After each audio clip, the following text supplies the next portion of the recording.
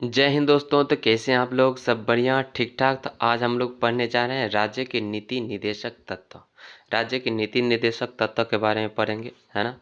ये बुक है Cosmos publication का एनसीईआरटी सार संग्रह वन लाइनर।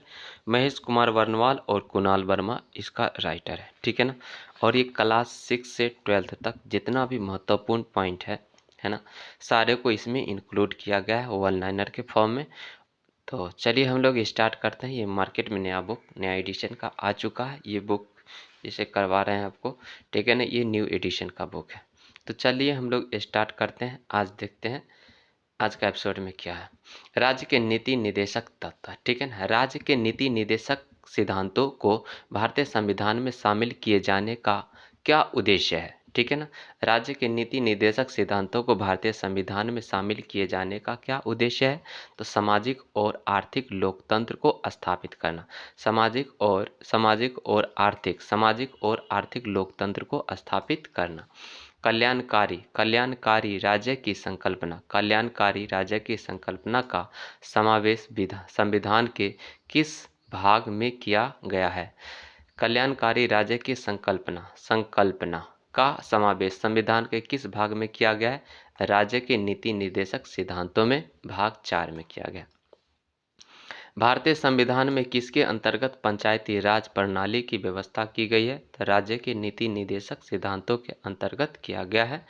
भारतीय संविधान में किसके अंतर्गत पंचायती राज प्रणाली की व्यवस्था की गई है?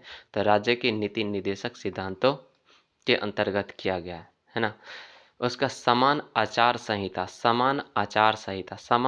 संहिता राज्य के नीति निर्देशक तत्वों का भाग नहीं है, किंतु समान नागरिक संहिता नीति निर्देशक तत्व है ना। नीति निर्देशक सिद्धांत वाद योग्य नहीं है। नीति निर्देशक सिद्धांत क्या है? वाद योग्य नहीं है ना। समान आचार संहिता राज्य के नीति निर्देशक तत्वों का भाग नहीं है, किंतु समान नागरिक संहिता नीति निर्देशक तत्व है। नीति निर्देशक सिद्धांत वाद योग्य नहीं है, ठीक है। अगला पॉइंट देखते हैं, इसका क्या है अगला पॉइंट। संविधान के किस अनुच्छेद में उद्योगों के प्रबंधन में कर्मकारों की भागीदारी का प्रावधान किया गया है? अनुच्छेद 43 क में। संविधान के किस अनुच्छेद में उद्योगों के प्रबंधन में कर्मकारों की भागीदारी का प्रावधान किया गया? अनुच्छेद 43 है ना, 43 क। भारत के संविधान में समान कार्य के लिए समान वेतन के अधिकार का प्रावधान कहाँ किया गया है? तो राज्य के नीति निर्देशक सिद्धांतों में। यानी समान कार्य के लिए समान वेतन मिलेगा। संविधान के किस प्रावधान में कहा गया है ना? किस अधिकार के अंतर्गत आता है? राज्य के नीति निर्देशक सिद्धांतों के अंतर्गत आता है, ठीक है ना। पुरुषों और स्त्रियों दोनों का समान कार्य के लिए समान वेतन राज्य के नीति निर्देशक तत्वों में निहित है। पुरुषों और स्त्रियों दोनों का समान कार्यों के लिए समान वेतन राज्य के नीति के निर्देशक तत्वों में निहित है, ठीक है ना। तो पुरुष को जितना सैलरी मिलेगा उतना स्त्रियों को ही मिलेगा, महिलाओं को भी उतना ही मिलेगा, ठीक है। अगला है, राज्य के नीति निर्देशक सिद्धांतों में कौन सा अनुच्छेद अंतर्राष्ट्रीय शांति और सुरक्षा के संवर्धन से संबंधित है? तो अनुच्छेद 51। राष्ट्रीय शांति और सुरक्षा से संबंधित अनुच्छेद है 51। राष्ट्रीय शांति और सुरक्षा से संबंधित अनुच्छेद 51 है। राज्य के नीति निर्देशक सिद्धांत एक ऐसा चेक है जो बैंक की सुविधा अनुसार अदा किया जाता है। यह कथन किसका है? तो केटी साका। राज्य के नीति निर्देशक सिद्धांत एक ऐसा चेक है जो बैंक की सुविधा अनुसार अदा किया जाता है। यह कथन किसका है? केटी साका है, ठीक है ना।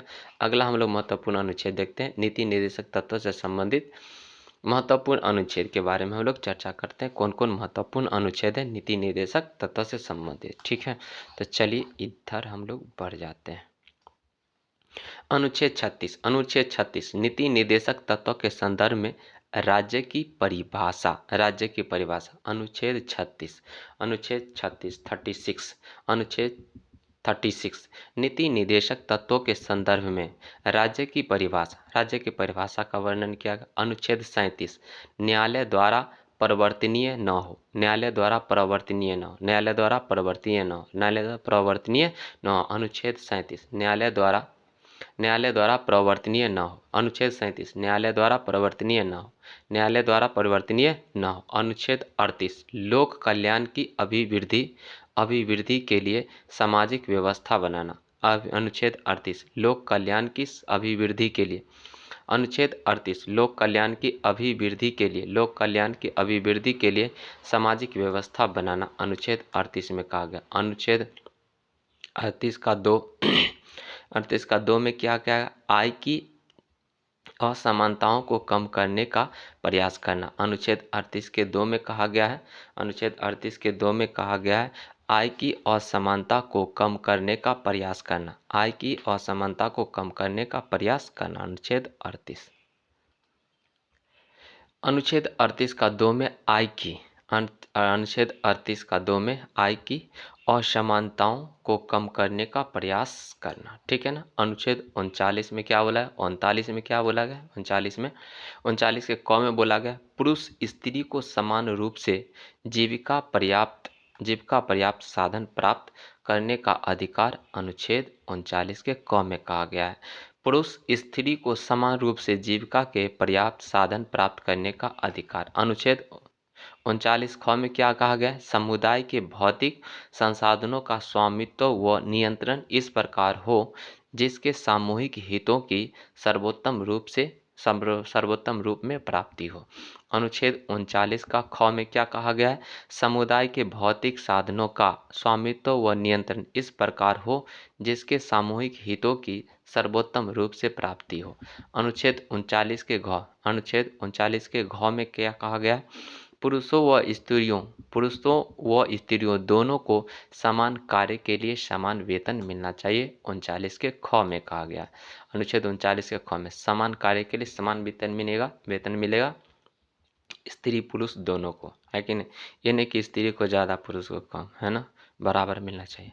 अनुच्छेद 39 के ड अनुच्छेद 39 के अंग, ठीक है ना। अनुच्छेद 39 के अंग में क्या मिलेगा आपका? पुरुष और स्त्री कर्मकारों के स्वास्थ्य व शक्ति का तथा बालकों की सुकुमार अवस्था का दुरुपयोग न हो, ठीक है। अनुच्छेद 39 के अंग में क्या बोला गया है? पुरुष और स्त्री कामगारों के स्वास्थ्य व शक्ति का तथा बालकों की सुकुमार अवस्था का दुरुपयोग न हो। अनुच्छेद 40 में क्या कहा गया? ग्राम पंचायतों का गठन। अनुच्छेद 40 में क्या कहा गया? ग्राम पंचायतों का गठन। अनुच्छेद 41 में कुछ दशाओं में काम, शिक्षा व लोक सहायता पाने का अधिकार। अनुच्छेद 41 में बोला गया कुछ दशाओं में काम, शिक्षा व लोक सहायता पाने का अधिकार। अनुच्छेद 42 में क्या बोला गया? काम की न्याय संगत एवं मानवोचित दशाएं तथा प्रसूति सहायता, है ना। अनुच्छेद 42 काम की न्याय संगत और मानवोचित दशाएं तथा प्रसूति सहायता। अनुच्छेद 43 में क्या क्या है? कर्मकारों के लिए निर्वाह मजदूरी आदि किस में बोला गया? अनुच्छेद 43 में कहा गया कर्मकारों के लिए निर्वाह मजदूरी आदि, ठीक है ना। अगला हम लोग देखते हैं आगे के अनुच्छेद में क्या कहा गया। अनुच्छेद 43 क उद्योगों के प्रबंधन में कर्मकारों का भाग लेना।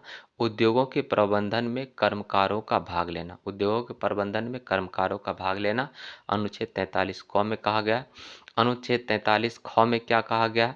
अनुच्छेद 43 के ख में कहा गया है सहकारी समितियों के स्वैच्छिक गठन, स्वायत्त संचालन, लोकतांत्रिक नियंत्रण तथा व्यावसायिक प्रबंधन को बढ़ावा देना, है ना। अनुच्छेद 43 के ख में क्या कहा गया? सरकारी समितियों के स्वैच्छिक गठन, सरकारी समितियों के स्वैच्छिक गठन, स्वायत्त संचालन, लोकतांत्रिक नियंत्रण तथा व्यावसायिक प्रबंधन को बढ़ावा देना किसमें बोला गया है? अनुच्छेद 43 के ख में बोला गया है। अनुच्छेद 44, अनुच्छेद 44 में क्या बोला है? सभी नागरिकों के लिए एक समान नागरिक संहिता, सभी नागरिकों के लिए एक समान नागरिक एक समान नागरिक संहिता, एक समान नागरिक संहिता। अनुच्छेद 44 में क्या बोला गया? सभी नागरिकों के लिए एक समान नागरिक संहिता अनुच्छेद 44 में बोला गया।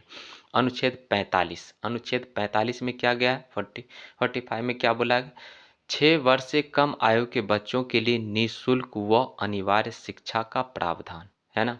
6 वर्ष से कम आयु के बच्चों के लिए निःशुल्क व अनिवार्य शिक्षा का प्रावधान अनुच्छेद 45 में बोला गया। अनुच्छेद 46 में क्या बोला गया? SC ST दुर्बल वर्गों के शैक्षिक व आर्थिक हितों की अभिवृद्धि अभिवृद्धि की बात करता है अनुच्छेद 46। SC ST दुर्बल वर्गों के दुर्बल वर्गों के शैक्षिक व आर्थिक हितों की अभिवृद्धि की बात करता है अनुच्छेद 46। अनुच्छेद 47 क्या बोलता है?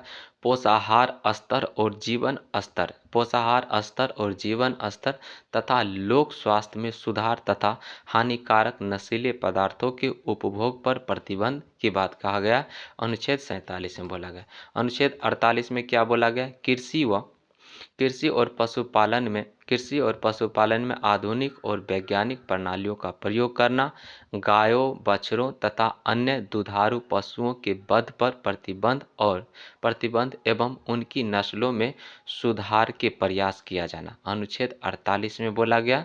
अनुच्छेद 48 किससे रिलेटेड है? कृषि और पशुपालन में आधुनिक और वैज्ञानिक प्रणालियों का प्रयोग करना, गायों, बछड़ों तथा अन्य दुधारू पशुओं के वध पर प्रतिबंध एवं उसकी नस्लों में सुधार का प्रयास किया जाना, ठीक है ना। अनुच्छेद 48 क में बोला गया है पर्यावरण का संरक्षण व संवर्धन और वन तथा वन्य जीवों की रक्षा अनुच्छेद 48 क में बोला गया है।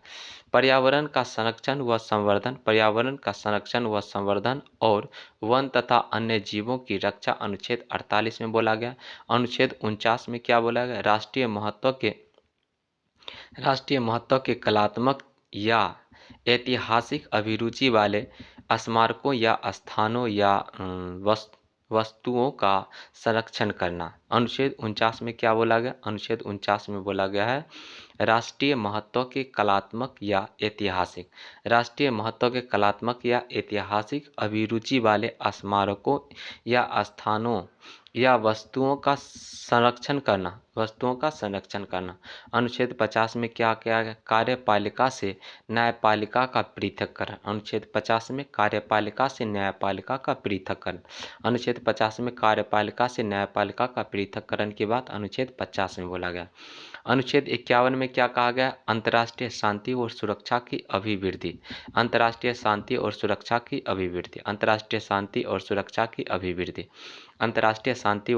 की अभिवृद्धि, ठीक है ना। किसमें बोला गया? अनुच्छेद 51 में बोला गया। मूल अधिकार कानूनी रूप से मान्य है। मूल अधिकार कानूनी रूप से क्या है? मान्य है। मूल अधिकार कानूनी रूप से मान्य है जबकि नीति निर्देशक तत्वों को नैतिक एवं राजनीतिक मान्यता प्राप्त है ना। नैतिक और राजनीतिक मान्यता प्राप्त है। मूल अधिकार कानूनी रूप से मान्य है जबकि नीति निर्देशक तत्वों को नैतिक एवं राजनीतिक मान्यता प्राप्त है, ठीक है। तो आज का एपिसोड यहीं तक रखते हैं। नेक्स्ट एपिसोड में हम लोग पढ़ेंगे मूल कर्तव्य के बारे में, है ना। मूल कर्तव्य के बारे में जानेंगे। तो आज का एपिसोड यहीं तक, फिर मिलते हैं हम लोग नेक्स्ट एपिसोड में। तब तक के लिए bye, take care, love you all. जय हिंद दोस्तों, नमस्ते।